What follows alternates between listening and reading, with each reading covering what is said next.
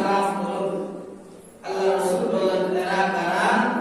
বলতেছেন এরা হলো আল্লাহ পাক রব্বুল আলামিন দুনিয়ার জমিনে যে পয়গম্বর নবীকে পাঠিয়েছেন তারা, আপনি তাদেরকে সালাম করুন।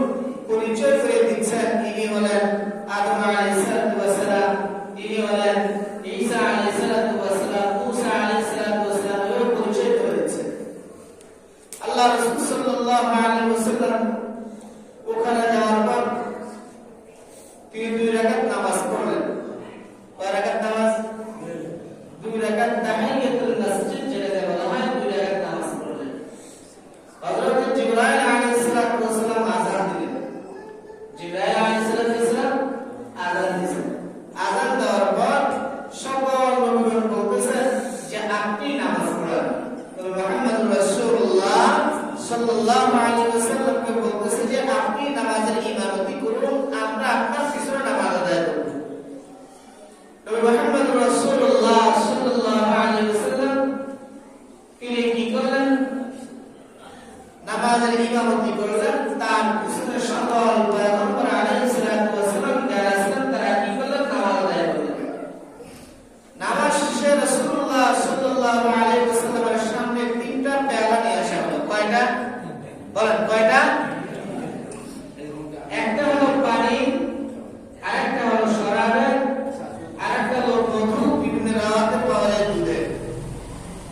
3টা পেয়ালা রাসূল সাল্লাল্লাহু আলাইহি ওয়াসাল্লামের সামনে আনা হলো। রাসূলুল্লাহ সাল্লাল্লাহু আলাইহি ওয়াসাল্লাম 3টা পেয়ালা থেকে তিনি মধু বা যে দুধের যে পেয়ালা আছে তিনি সেটাকে গ্রহণ করলেন, বাকি 2টা তিনি গ্রহণ করেন নাই। জিবরাইল আলাইহিস সালাম মুহাম্মদুর রাসূলুল্লাহ সাল্লাল্লাহু আলাইহি ওয়াসাল্লাম কি বলতেছেন? ইয়া রাসূলুল্লাহ, ইয়া হাবিবাল্লাহ, আপনি শরাব যেটা মদ এটা আপনি গ্রহণ করেন নাই, এই কারণে যদি গ্রহণ করতেন তাহলে আপনার জাতি নেশাগ্রস্ত হতো, আপনার উম্মত সবাই নেশাগ্রস্ত হয়ে তারা দ্বীন থেকে বঞ্চিত হয়ে যেত। আল্লাহ হেফাজত করেছেন। আপনি যে পানির পেয়ালা যেটা আছে সেটা আপনি গ্রহণ করেন নাই, এই কারণে আপনার জাতি যদি আপনি এই পানির পেয়ালা এটাকে আপনি গ্রহণ করতেন তাহলে আপনার উম্মত যারা ছিল তারা পানিতে ডুবে তারা মারা যেত। পানিতে ডুবে তারা কি মারা যেত। আপনি পূর্ণ পবিত্র দুধ গ্রহণ করেছেন বা মধু গ্রহণ করেছেন, তার দ্বারা আপনার উম্মত যারা আপনার উম্মত তারা হবে পূর্ণ পবিত্র, আপনার উম্মত যারা তারা হবে স্বচ্ছ। এই 3 বেলার পরে যে বুরাক নিয়ে রাসূলুল্লাহ সাল্লাল্লাহু আলাইহি ওয়াসাল্লাম সফর করেছেন, এই বুরাকটাকে একটা গাছের শিকড়ের সাথে বাঁধলেন। বিভিন্ন রাওয়াতের মধ্যে পাওয়া যায় হযরত জিবরাইল আলাইহিস সালাম পাথরের ছিদ্র করে ওই স্থানটাকে বেঁধে ফেললেন। বাঁধার পর যে সিঁড়ি যেটাকে বলা হয় ইসরা অর্থাৎ মিরাজ, একদম সপ্তম আসমান পর্যন্ত মসজিদ আকসা থেকে আল্লাহ পাক রব্বুল আলামিন সপ্তম আসমান পর্যন্ত সিঁড়ি বানালেন। কি বানালেন? সিঁড়ি বানালেন। সুবহানাল্লাযী আসরা বি'আবদিহি লাইলান মিনাল মাসজিদিল হারাম ইলাল মাসজিদিল আকসা আল্লাযী বারাকনা হাওলাহু লিনুরিয়াহু মিন আয়াতিনা ইন্নাহু হুয়াস সামিউল বাসীর। আল্লাহ সূরা বানী ইসরাঈলের প্রথম আয়াতের মধ্যে বলতেছেন সুবহানাল্লাযী আসরা বি'আবদিহি, ওই মহান সত্তা যিনি তার স্বয়ং বান্দাকে মিরাজে সফর করিয়েছেন। লাইলাম মিনাল মাসজিদিল হারামি ইলাল মাসজিদিল আকসা, মিরাজের সফরটা হয়েছে রাত্রিবেলা মসজিদে হারাম থেকে মসজিদে আকসা পর্যন্ত। আল্লাযী বারাকনা হাওলাহু, আল্লাহ বলেন যার আশপাশ যা কিছু আছে সব কিছু আমি বরকতময় করেছি।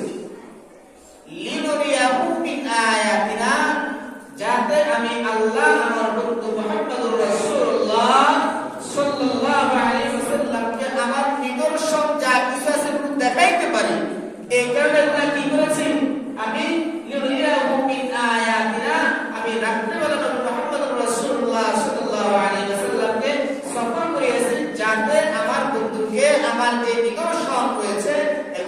কি করাইতে পারি দেখাইতে পারি।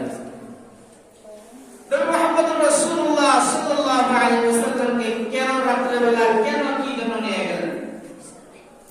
এর কারণ হলো হযরত আদম আলাইহিস সালাম থেকে নবী মুহাম্মদুর রাসূলুল্লাহ সাল্লাল্লাহু আলাইহি ওয়াসাল্লাম পর্যন্ত 1 লক্ষ বা 2 লক্ষ পয়গম্বর দুনিয়ার জমিনে আগমন করেছেন। আল্লাহ পাক রব্বুল আলামিন আদম আলাইহিস সালামকে সৃষ্টি করার পরে তিনি ওনাকে জান্নাতে রেখে দিয়েছেন। পরবর্তী সময় আল্লাহ পাক রব্বুল আলামিন দুনিয়ার জমিনে ওনাকে প্রেরণ করেছেন।